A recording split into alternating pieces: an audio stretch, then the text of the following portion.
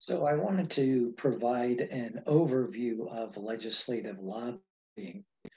In my mind, there are mainly two types of lobbying, legislative and regulatory. Some describe procurement as a version of lobbying, and some describe budget lobbying as a separate type. I see it as a subset of legislative lobbying. The main types, though, in my mind, again, are lobbying the legislative branch of government on bills or resolutions or constitutional amendments, and the executive branch of state government in their quasi legislative or rulemaking function.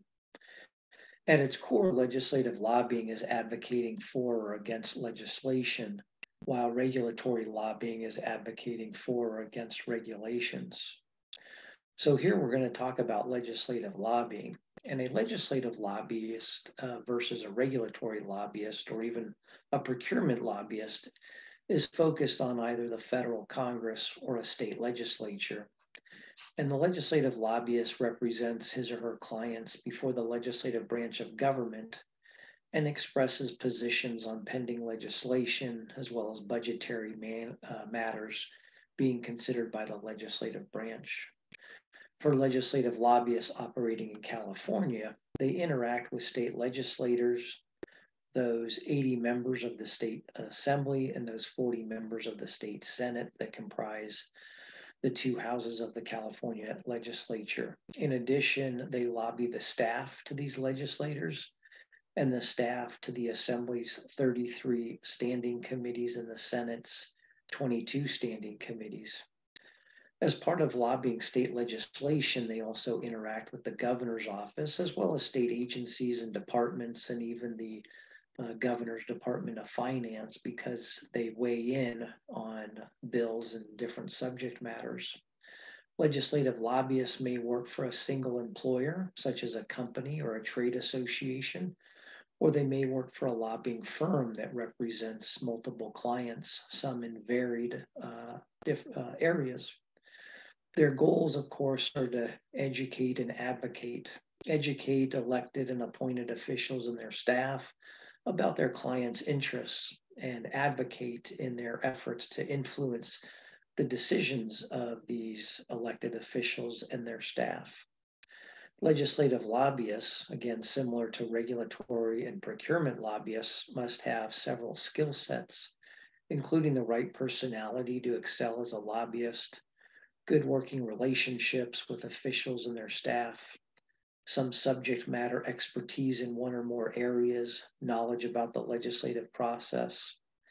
These lobbyists have to have established relationships with elected officials and their staff so that they have appropriate access to the decision makers and their staffers in their efforts to influence decision making on legislation.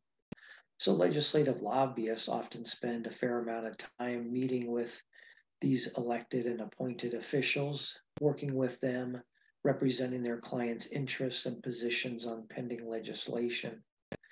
Lobbyists prepare briefing materials, things like one-page explainers to in-depth papers that explain in detail legislation or policy issues being addressed. They prepare advocacy documents like position papers, committee testimony. They try and explain the potential or expected ramifications of pending legislation on their company, their client, their association, their industry, perhaps. And by the nature of this profession, legislative lobbyists review bills, amendments to those bills, to determine their relevancy or potential impact on their clients.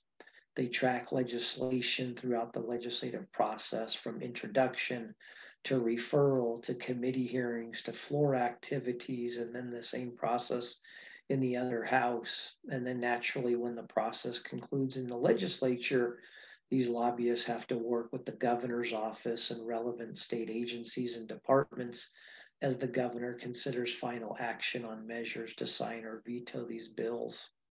These lobbyists will also work with their clients throughout the legislative process to explain the impact of the bills and recommend a course of action on these measures and help navigate them through the legislative process. Of course, when changes are made that may result in a change in position for their clients, they make them aware of that, as well as legislators and their staff. And most of these lobbyists also monitor generally the legislative and budget activities that might potentially impact their clients so that they keep them apprised.